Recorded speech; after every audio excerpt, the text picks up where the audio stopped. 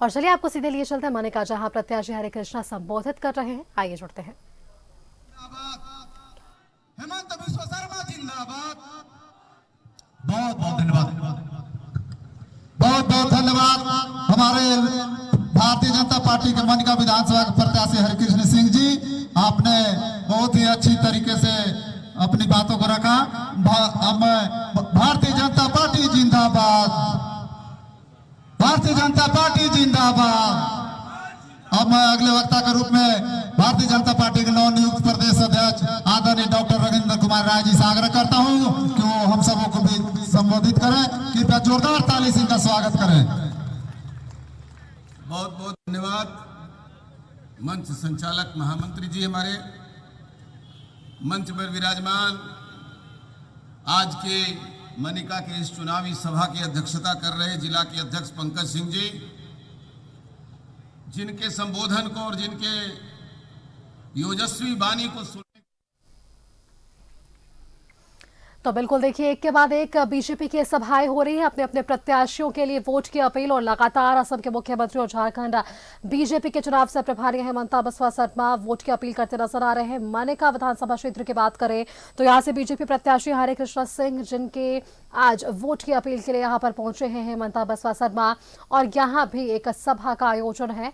और इससे पहले हरे कृष्णा सिंह ने संबोधन किया है और अब यहां भी उस बातों का जिक्र जहां बीजेपी लगातार सरकार की, वर्तमान सरकार की नाकामियों को बताती नजर आ रही है और अपने मैनिफेस्टो का भी जिक्र करती नजर आ रही है कि बीजेपी की सरकार बनते ही क्या कुछ फायदे और लाभ यहां की जनता को मिलते नजर आएंगे।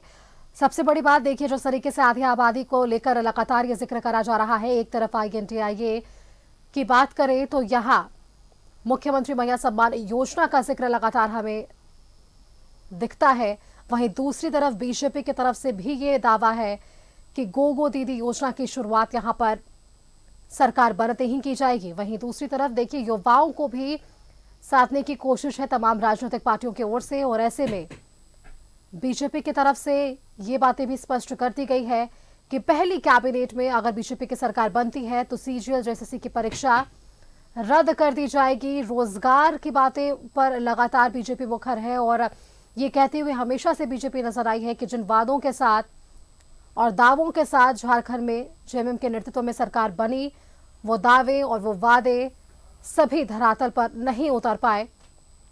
लेकिन वही रोजगार बीजेपी की सरकार बनती है तो दी जाएगी। ये तमाम बातें बीजेपी की तरफ से हर सभा में की जा रही है। अपने मैनिफेस्टो का जिक्र लगातार किया जा रहा है। आपने देखा होगा इनके मैनिफेस्टो में बहुत सारी ऐसी बड़ी बातें हैं जिनमें घर में इस्तेमाल किए जाने वाले गैस सिलेंडर को भी 500 रुपए में देना, साल में 2 सिलेंडर मुफ्त में देना, गो दीदी योजना की शुरुआत करना, JSSC CGL परीक्षा रद्द करने की बात कहना, ये तमाम ऐसे विषय हैं जिसको लेकर बीजेपी इस बार विधानसभा चुनाव में आगे बढ़ रही है। बांग्लादेश की घुसपैठ भी एक बड़ा मुद्दा है। इससे पहले अभी हमने सुना था हेमंत बिस्वा शर्मा को, जहां पलामू के पांकी में भी वे जनसभा करते नजर आए थे। वहां पर भी इन्होंने घुसपैठिए के मुद्दे पर मुखर होकर अपनी बातों को सामने रखा था और एक बात का जिक्र उन्होंने कहा था कि हम एक रहेंगे तो सेफ रहेंगे। ये तमाम चीजें हेमंत बिस्वा शर्मा की ओर से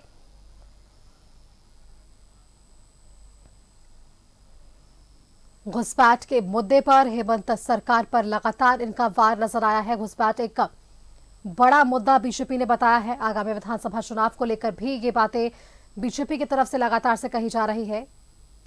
बीजेपी के नेतृत्व में बनती सरकार यहां सबसे पहले इन बांग्लादेशियों और घुसपैठियों को खदेड़ कर बाहर निकाला जाएगा। मनिका विधानसभा क्षेत्र की फिलहाल अगर हम बात करें तो यहां से बीजेपी प्रत्याशी हैं हरे कृष्ण सिंह, जिनके समर्थन में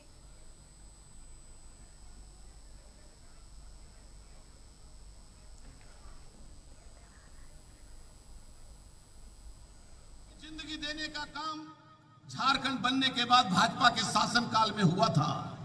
फिर से एक बार पिछले 5 वर्षों में अपराधियों ने सर उठाना शुरू कर दिया है। भैया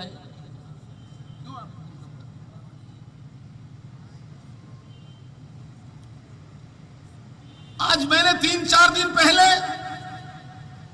अखबार में देखा, फिर से पांकी के जंगलों में, चतरा के जंगलों में AK-47 के साथ उग्रवादी पकड़े जा रहे हैं। यह सरकारी संरक्षण का नमूना है। इसलिए मैं नौजवान साथियों से कहना चाहता हूं, जो झारखंड बनने के समय नाबालिग थे, जो यादें नहीं होगी, अपने बुजुर्गों से पूछ लो। झारखंड में रहने का काम भारतीय जनता पार्टी ने किया है। आज हम चारों ओर से झारखंड को फिर से प्रगति की ओर ले जाने की कोशिश कर रहे हैं। हमारी योजनाओं पर उनका, आदरणीय विश्व शर्मा जी का आपको उद्बोधन मिलेगा। लेकिन मैं आपको यह कहना चाहता हूं, झारखंड में जो सड़कें दिखाई दे रही है, झारखंड में जो कानून व्यवस्था दिखाई दे रही है, झारखंड में जो प्रगति के मार्ग दिखाई दे रहे हैं, वो झारखंड की भारतीय जनता पार्टी की सरकार के द्वारा रखे गए बुनियादों पर खड़ी है। आज झारखंड मुक्ति मोर्चा, कांग्रेस और आरजेडी फिर से इस झारखंड को लूटने का काम कर रही है, बांटने का काम कर रहा है, विभेद पैदा करने का काम कर रहा है, सांप्रदायिकता के नाम पर मुसलमानों और हिंदुओं में तफरका पैदा कर रहा है, आदिवासी गैर आदिवासियों के बीच में तफरका पैदा कर रहा है, जातिवाद का नंगा नाच करने की कोशिश कर रहा है। इससे झारखंड कमजोर होगा, झारखंड मजबूत नहीं बनेगा। मैं आपसे निवेदन करना चाहता हूं, भारतीय जनता पार्टी की सरकार बनेगी, चाहे आदिवासी हो, दलित हो, पिछड़ा हो, अगड़ा हो, वैश्य हो, किसान हो, मजदूर हो, सारे लोगों की सम्मान की रक्षा करने का काम कोई कर सकता है तो भारतीय जनता पार्टी कर सकती है। इसलिए मैं निवेदन करना चाहता हूं, अभी कांग्रेस के, अभी सरकार के एक मिनिस्टर इरफान अंसारी ने दुर्गा सोरेन की बहू, शिबू सोरेन की पुत्रवधू, मुख्यमंत्री की भाभी समान मां, उसके बारे में जिस प्रकार अश्लील शब्द का प्रयोग किया, वाह रे राहुल गांधी। एक तरफ कहते हो कि हम मोहब्बत की दुकान चलाना चाहते हैं, लेकिन तुम्हारे मोहब्बत की दुकान में इरफान अंसारी जैसा सौदागर बैठा रहेगा तो नफरत का पैगाम देने का काम कर रहा है। झारखंड की मिट्टी उसे स्वीकार नहीं कर सकती। इसलिए नौजवान साथियों, किसान भाइयों, मजदूर भाइयों, माताओं, बहनों, सबके विकास और सबकी भविष्य की संभावनाओं को ध्यान में रखकर और हमने भारतीय जनता पार्टी को प्रण के साथ इस चुनाव में उतरे हैं। आपका आशीर्वाद चाहिए। हरे कृष्ण आपका सेवक रहा है, आपका आभार हम व्यक्त करने आए हैं। अंत में मैं, कुछ लोग भारतीय जनता पार्टी में शामिल हो रहे हैं, समय के अभाव देखते हुए उनका नाम स्वयं मैं पढ़ रहा हूं। श्री गंगेश्वर प्रसाद यादव जी, जिला उपाध्यक्ष कांग्रेस पार्टी लातेहार, वो पार्टी में ज्वाइन कर रहे हैं, उनको मैं अभिनंदन करता हूं, स्वागत करता हूं। श्री बसंत भुइया जी SC मोर्चा पंचायत अध्यक्ष हैं, उनका भी मैं स्वागत करता हूं। दिलेश्वर सिंह जी रामसलीन, ये RJD के नेता हैं। विनोद यादव जी RJD के नेता हैं। रेखा देवी, शशि भूषण यादव, दिलेश्वर यादव, छोटे लाल राम, ये सभी कांग्रेस और RJD के कार्यकर्ता। इनका मैं, ललन राम जी बरवाडी, ये भी कांग्रेस के हैं। इनके साथ ही जसपाल उरांव, अजय उरांव, सकेंद्र उरांव, राम प्रवेश उरांव, चंदन उरांव, जितेंद्र उरांव, मुकेश उरांव, अमरेश उरांव, जयप्रकाश उरांव, सुरेश उरांव, मुकेश भुइया, शिवनाथ उरांव, सुमित उरांव, आकाश पुरिया, मैं इन सब का पार्टी में स्वागत करता हूं और अपनी बातों को विराम देता हूं। बोले भारत माता की जय, भारत माता की जय। बहुत बहुत धन्यवाद। बहुत बहुत धन्यवाद सर, आदरणीय प्रदेश अध्यक्ष जी। मैं अगले वक्ता के रूप में आज के मुख्य अतिथि और असम के लोकप्रिय मुख्यमंत्री आदरणीय हेमंत बिस्वा शर्मा जी से आग्रह करता हूं कि आप हम लोग सबको संबोधित करें। कैसे हैं आप लोग? सब ठीक ठाक है? जीतेगा कि नहीं? जीतेगा कि नहीं? हरिकृष्णा सिंह जीतेगा कि नहीं जीतेगा? बीजेपी जीतेगा कि नहीं जीतेगा? जीतेगा। तो मेरा साथ बोलिए, भारत माता की, भारत माता की जय, जय श्री राम। जीतेगा, है ना? मैं ठीक बोल रहा हूं ना? जीतेगा। मंच में विराजमान रविंद्र राय जी, पंकज सिंह जी, हरिकृष्णा सिंह जी, मुकेश निरंजन सिन्हा जी, प्रेम सिंह जी, अमरेंद्र यादव जी, बंशी यादव जी, राजधानी प्रसाद यादव जी, रेणु देवी जी, कौशल किशोर प्रसाद जी, ईश्वरी सिंह जी, शंभू प्रसाद जी, आदिवासी सिंह सेरो जी, बाबन पासवान जी, राजेंद्र पासवान जी, अमित पांडे जी, भाइयों बहनों, पिता और माताओं, सबसे पहले मैं नीलांबर पीतांबर को स्मरण करता हूं और ये वीर भूमि का प्रति जन, मेरा पिता माता भाइयों बहनों सबको मैं नमन करता हूं। राजा मेदिनी राय को भी मैं नमन करता हूं, स्मरण करता हूं। भाइयों और बहनों, झारखंड में चुनाव होने वाला है और मेरा विश्वास है कि मनी का सीट भी जीतेगा और झारखंड में बीजेपी सरकार भी बनेगा, ये पक्का हो चुका है। भाई और बहनों, ये जो जेएमएम और कांग्रेस का जो सरकार है, ये सरकार किसका है? ये सरकार घुसपैठियों का सरकार है। ये सरकार हमारा सरकार नहीं है। ये सरकार वादा खिलाफी करने वाला सरकार है। ये सरकार जनता को धोखा देने वाला सरकार है। मैं आपको बताना चाहता हूं, ये सरकार को आपका वोट नहीं चाहिए। ये सरकार को एक विशेष समुदाय का वोट चाहिए, घुसपैठियों का वोट चाहिए। इसीलिए ये लोग झारखंड का दरवाजा घुसपैठियों के लिए खोल दिए हैं। आज आप देख सकता है, हमारा संथाल परगना, पाकुर, साहेबगंज, ये सारे जिला का क्या वातावरण बन चुका है। 1951 में हमारा संथाल परगना में हिंदू और आदिवासी मिला के जनसंख्या 99% थे और मुसलमान जनसंख्या 9% थे। लेकिन आज 2011 में हमारा हिंदू और आदिवासी का जनसंख्या घाट के 67% हुए हैं और मुसलमान जनसंख्या 33% तक बढ़ चुका है। अभी अगर ये जो जनसंख्या है, हमारा झारखंड का मुसलमान बेटा बेटी होते हैं, हमारा कोई समस्या नहीं होते। लेकिन ये कौन है? ये लोग बांग्लादेश से आके आज झारखंड में कब्जा करके बैठ गया है। धीरे धीरे झारखंड के कोई सारे जिला में घुसपैठियों का संख्या बढ़ रहा है। जेएमएम और कांग्रेस घुसपैठियों को रुकवाना नहीं चाहते हैं, इसलिए उनको लगता है जितना घुसपैठी आएगा इतना हमारे वोट बढ़ेगा और झारखंड में ये लोग कब्जा करके बैठ जाएगा। लेकिन बीजेपी, हम ये बात को आप लोग को वादा करना चाहूंगा कि झारखंड में बीजेपी का सरकार आएगा और हम झारखंड को घुसपैठियों से मुक्त करूंगा, ये हमारा वादा है।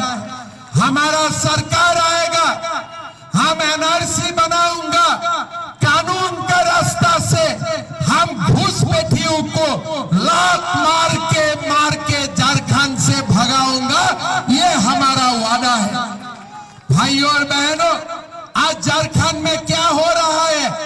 घुसपैठी आते हैं, हमारा आदिवासी बहनों से शादी का नाटक रचता है, उनका जमीन कब्जा करते हैं और आदिवासी अस्मिता को ये लोग ध्वंस कर रहा है। हमारा जब सरकार आएगा, हम ये भी कानून बनाएगा, अगर कोई आदिवासी बेटियों का घुसपैठियों का के साथ शादी होते हैं तो उनका बेटा बेटी को आदिवासी सर्टिफिकेट नहीं मिलेगा, ये भी हमारा वादा रहेगा। भाई और बहनों, ये लोग आदिवासी बहनों को शादी करता है, लेकिन घर में फिर 2 शादी करके बैठा रहते हैं। यहाँ क्यों शादी करता है? जमीन के लिए शादी करता है। हमारा बेटियों का सम्मान लूटने के लिए शादी करता है। इसीलिए हमने ये निर्णय किया हो, हम कोई भी आदिवासी बहनों का अगर उस बेटियों का साथ शादी होते हैं, उनका बेटा बेटियों को हम आदिवासियों का मान्यता नहीं दूंगा और हम झारखंड का अस्मिता रक्षा करने का हम लोग काम करेगा। भाई और बहनों, आज आप लोग देखिए ये सरकार कैसा सरकार है। हमारा काल में गढ़ुआ गया था। गढ़ुआ का लोग मुझको बोल रहा थे कि पलामू में सोने का दाम कम है, बालू का दाम ज्यादा है कि नहीं? बालू का दाम ज्यादा है कि नहीं? बालू का टेंडर नहीं करता है, बालू का अवैध खनन होते हैं। जो भी जेएमएम का दलाल होते हैं, वो लोग बालू उठा के ले जाते हैं और हमारे गरीब जन को बालू नहीं मिलते हैं। और सोने से भी एक मिनट, अच्छा ये सांप आया है, मतलब बाबा महादेव आए हैं। हर हर महादेव, बहुत बढ़िया, हर हर महादेव। कोई नहीं, कोई चिंता नहीं, हमको आशीर्वाद देने के लिए आए हैं, ठीक है ना। जब हमारे बीजेपी का रैली सुनने के लिए भगवान भी आके यहाँ पहुंच गया है ना। हर हर महादेव। आज आप लोग देखिए हमारे पलामू में सोने का दाम कम होते हैं, बालू का दाम ज्यादा होते हैं। बीजेपी सरकार आएगा, हम ये भी वादा करता हूं, ये बालू में हम माफिया राज को खत्म करूंगा। हर गरीबों को बालू मुफ्त में मिलेगा, फ्री में मिलेगा, ये भी हमारा वादा है।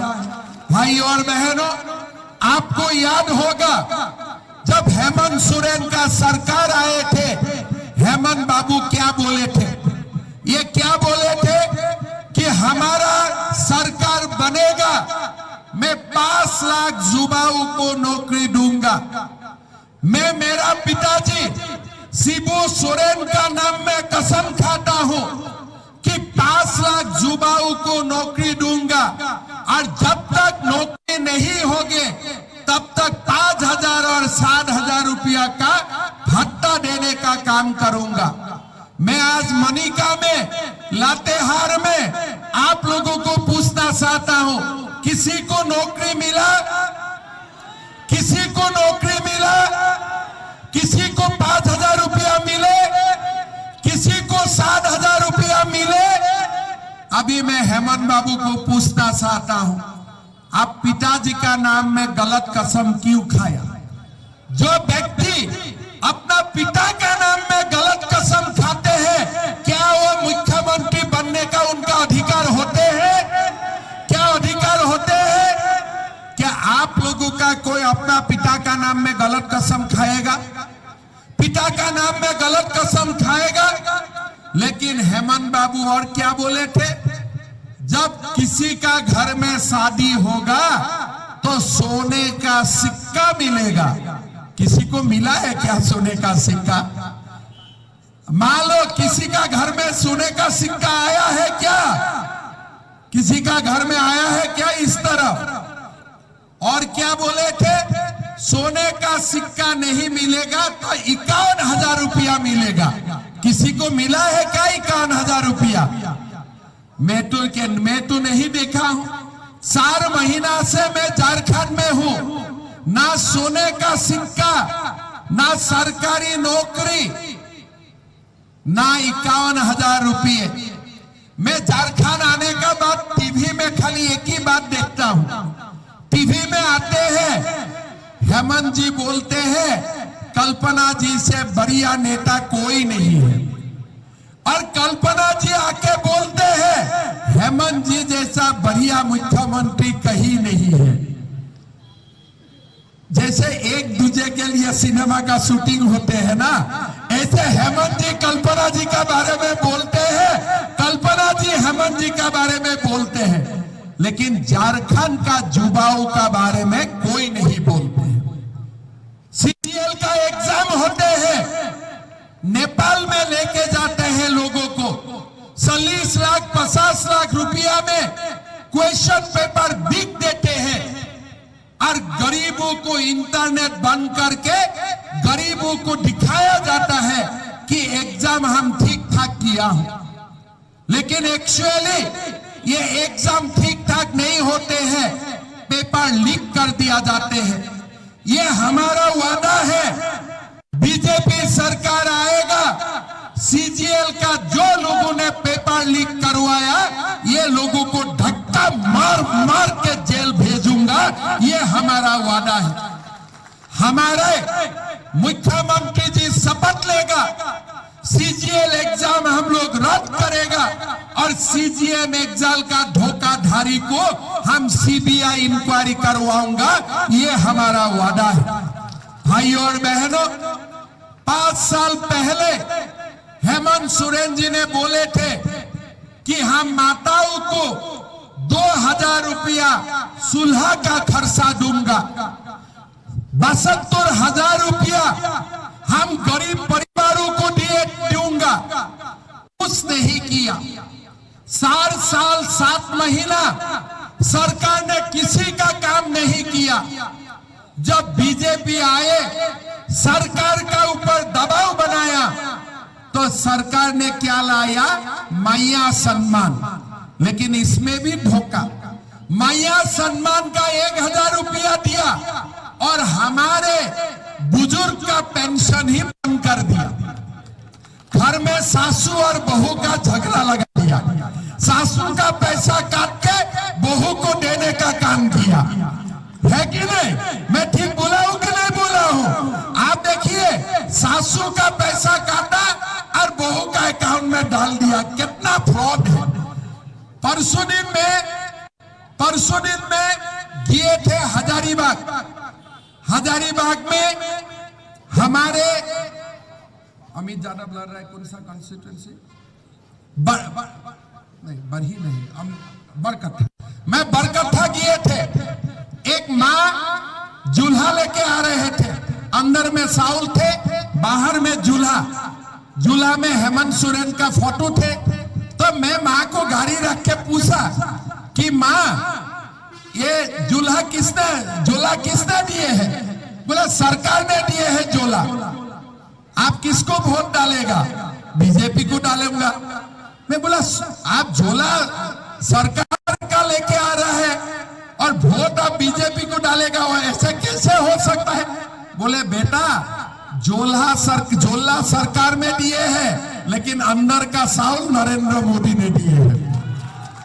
आप देखो, साउल लेते हैं नरेंद्र मोदी और हेमंत सोरेन झोला देके बोलता है कि मेरा फोटो देखते रहो। भाई, अगर फोटो छपाना थे, मोदी जी का फोटो भी लगाना चाहिए था कि नहीं चाहिए था? बताइए।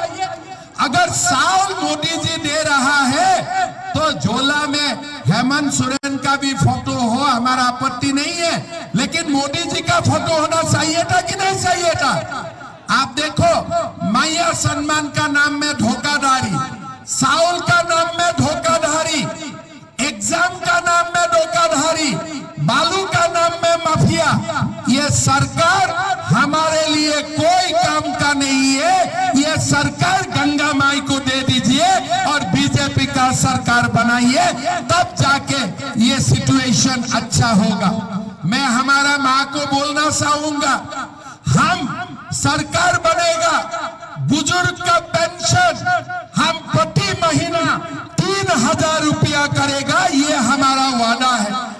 और साथ में मैया सम्मान का हम नाटक नहीं करूंगा, बुजुर्ग का पेंशन का मैया सम्मान नहीं दूंगा, हम गोगो दीदी योजना लाऊंगा, माताओं का बैंक अकाउंट में 2100 रुपया देने का हम लोग काम करूंगा। भाइयों और बहनों, मैं असम से आया हूं, हमारा जब सरकार बने तब 1250 रुपया माता का अकाउंट में देने का काम शुरू किया।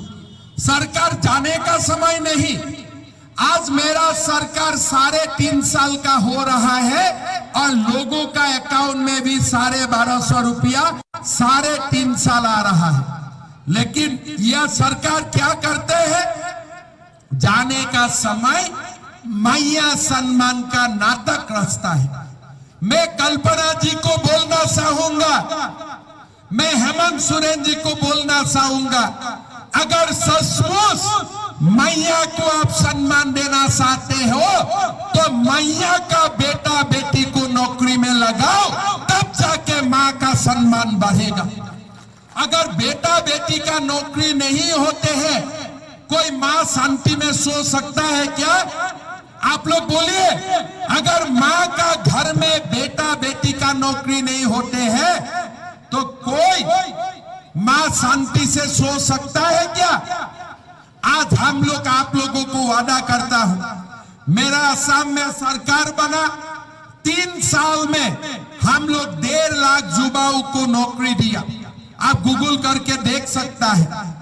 हमारा हरियाणा में सरकार बना, मुख्यमंत्री जी ने बोला कि मैं बाद में शपथ लूंगा, पहले 25,000 युवाओं को मैं नौकरी दूंगा। ये मोदी का गारंटी है।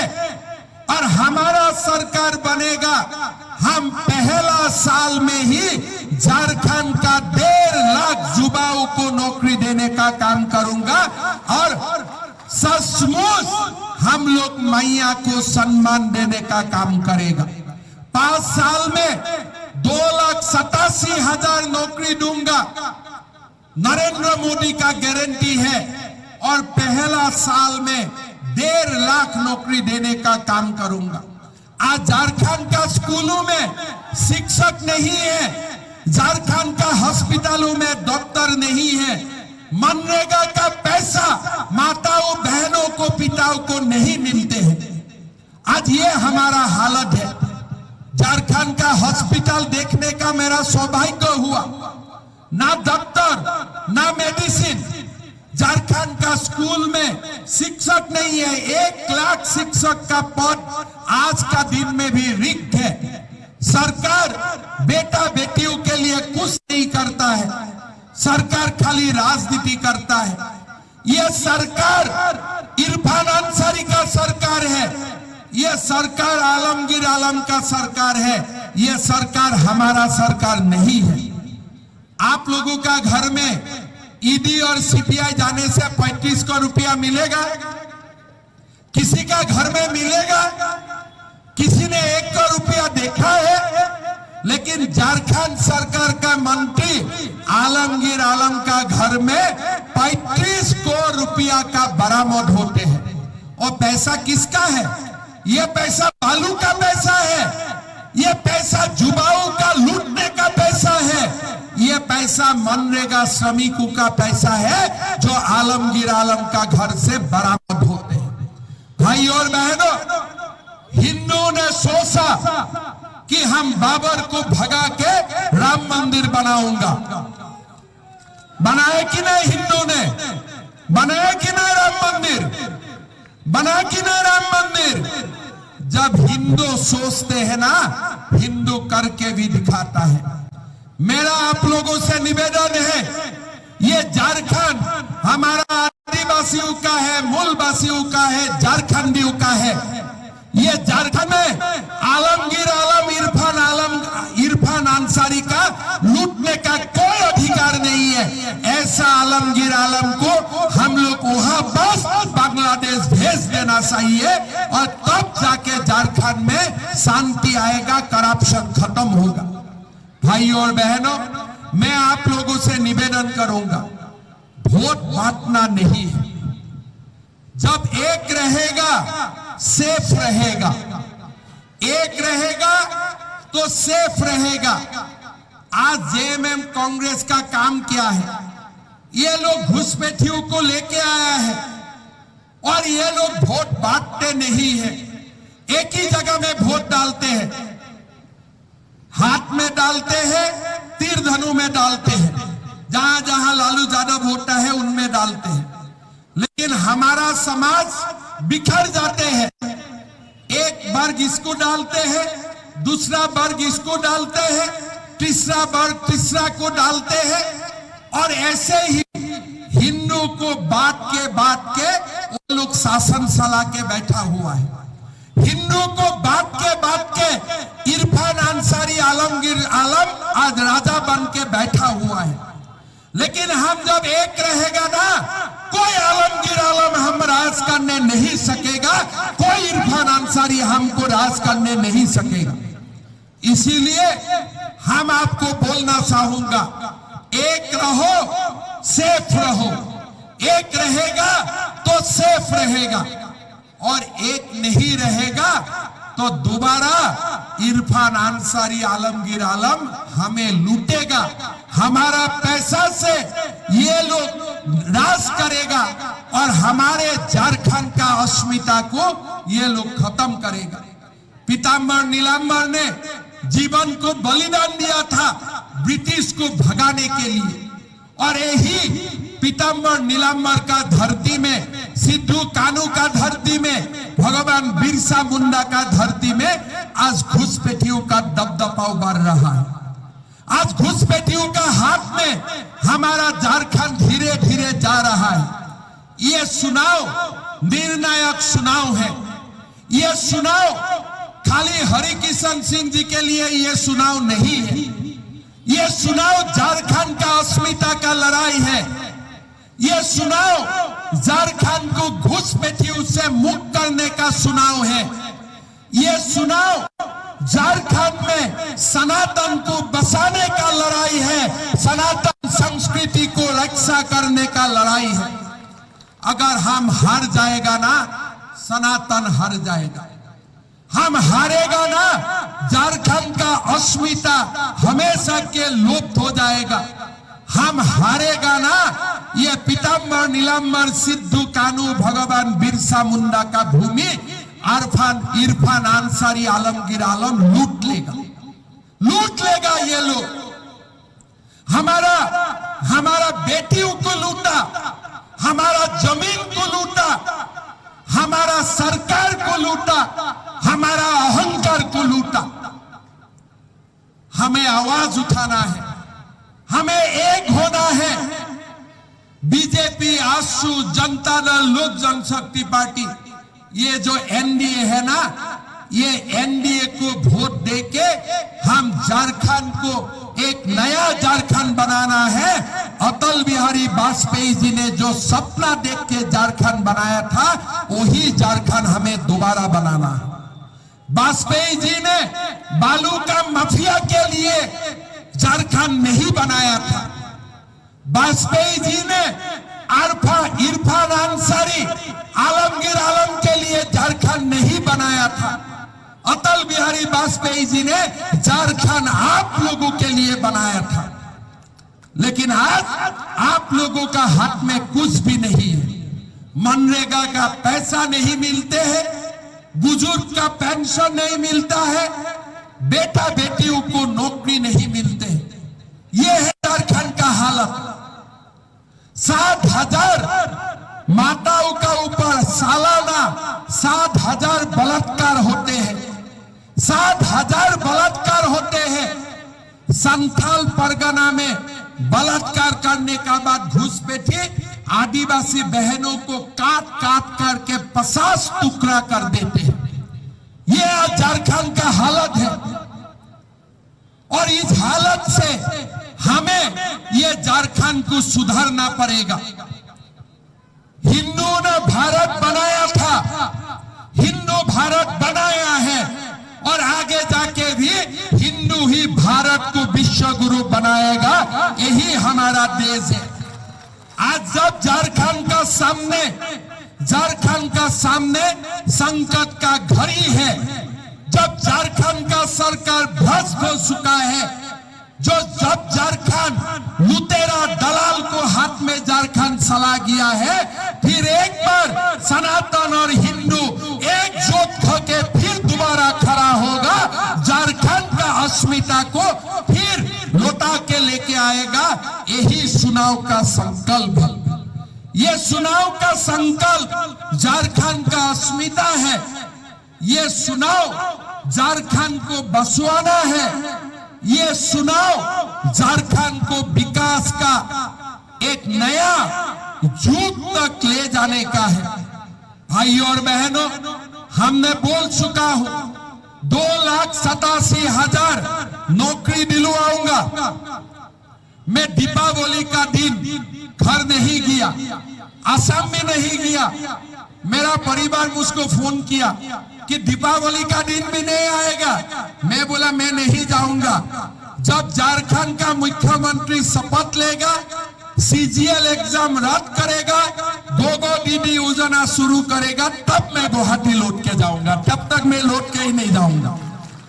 भाई और बहनों, माताओं को मेरा प्रणाम। और मैं माताओं को बोलना चाहूंगा, हमारा सरकार आएगा, 500 रुपया में गैस का सिलेंडर मिलेगा और साल में 2 गैस सिलेंडर हम मुफ्त में देने का भी काम करेगा। गोगो दीदी योजना भी होगा, हमारा बुजुर्ग को पेंशन भी मिलेगा और साथ में 21 लाख गरीबों को हम मकान देने का काम करेगा और मकान बनाने के लिए बालू भी फ्री से मिलेगा। कोई बालू में पैसा नहीं ले पाएगा, ये भी हमारा वादा है। भाई और बहनों, मनिका सीट से, लातेहार से और पूरा पलामू से हम बीजेपी को जिताना है।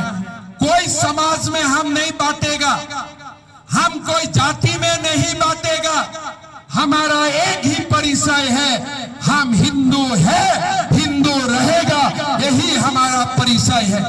हम भारत को हम मां मानता हूं, भारत हमारा मां है और भारत का विकास के लिए हम लोग काम करते रहेगा, यही हमारा संकल्प है। भाई और बहनों, बांटना नहीं, एक होके रहना है, तभी सेव होगा। यही ये चुनाव का मेन और यही चुनाव का मर्म है। और जब तक ये हम समझेगा तभी हमारा झारखंड बसेगा, नहीं तो हमारा झारखंड नहीं बसेगा। भाई और बहनों, जीतेगा कि नहीं जीतेगा हरकिशन जी? जीतेगा कि नहीं जीतेगा? लास्ट टाइम थोड़ा वोट से हार गया था, इस बार ठीक ठाक हो जाएगा कि नहीं जाएगा? देखो, हम लोग नहीं जीतेगा ना, इस बार तो 35 करोड़ बरामद हुआ है, अगली बार 70 करोड़ रुपया उला गए उनका घर से। जितवाना है, बालू का दलाली खत्म करना है कि नहीं खत्म करना है? करना है कि नहीं करना है? तो बीजेपी सरकार को लाना है। एक रहेगा कि नहीं रहेगा? एक रहेगा कि नहीं रहेगा? पक्का? तब मेरा साथ बोलिए, भारत माता की, भारत माता की, नरेंद्र मोदी, नरेंद्र मोदी, हरि कृष्ण सिंह, हरि कृष्ण सिंह। मेरा साथ दोबारा बोलिए, जय जय श्री राम, जय जय श्री राम, हर हर महादेव, हर हर महादेव। बहुत बहुत धन्यवाद। चुनाव का बात फिर मनिका आऊंगा, ठीक है? और एक बात मैं बोल के जाता हूं, मैं असम से आता हूं। कामाख्या देवी का नाम सुना है आप लोग? हमारा असम में मां कामाख्या विराजमान होते हैं। चुनाव जीतने का बाद मैं आप लोगों को निमंत्रण करूंगा, जो भी चाहे एक बार गुवाहाटी में जरूर आइए, मां कामाख्या को एक बार दर्शन कीजिए। हरि कृष्ण सिंह आपका पूरा व्यवस्था कर देगा, ठीक है? और मुझे भी झारखंड आते रहना है। पहले मैं सोचा था चुनाव का बाद कैसे आऊंगा। अभी परसों दिन क्या हुआ, मैंने हुसैनाबाद जाके बोला कि हुसैनाबाद जिला का नाम को मैं चेंज करने के लिए सिफारिश करूंगा। कोई लोगों ने मेरा ऊपर केस डाल दिया। मैंने बोला, नीलांबर पीतांबर का भूमि में जिला का नाम हुसैनाबाद कैसे होगा? सिद्धू कानू का भूमि में जिला का नाम हुसैनाबाद कैसे होगा? भगवान बिरसा मुंडा का भूमि में जिला का नाम हुसैनाबाद कैसे हो गया? तो वो लोग मेरा ऊपर केस डाल दिया, एफआईआर डाल दिया। मैं बोला ठीक है, अभी एफआईआर डाल दिया तो झारखंड आने का बीच में मौका मिलते रहूंगा, कभी कभी झारखंड आते रहूंगा। ये लोगों को मैं बोला हूं, भैया रॉन्ग नंबर डायल कर दिया। हम डरने वाला में नहीं है, हम नहीं डरेगा। असम में मैंने 600 मदरसा बंद कर दिया था। हमारे पास मुल्ला लोग आए, भाई साहब आपने क्यों मदरसा बंद किया? मैंने बोला देखो भारत को मुल्ला का जरूरत नहीं है, डॉक्टर इंजीनियर का जरूरत है। उन्होंने बोला हल्ला हो जाएगा। मैं बोला ठीक हो बेटा, एक बार हल्ला करके दिखाओ, हम भी देखता हूं हल्ला कैसे करते हो। मदरसा बंद हो गया, कुछ हल्ला गुल्ला नहीं होगी। ऐसे ही बोला था राम जन्मभूमि बने से हल्ला हो जाएगा, हल्ला हुआ क्या? जब हिंदू एक रहता है ना, कोई हल्ला नहीं करता है।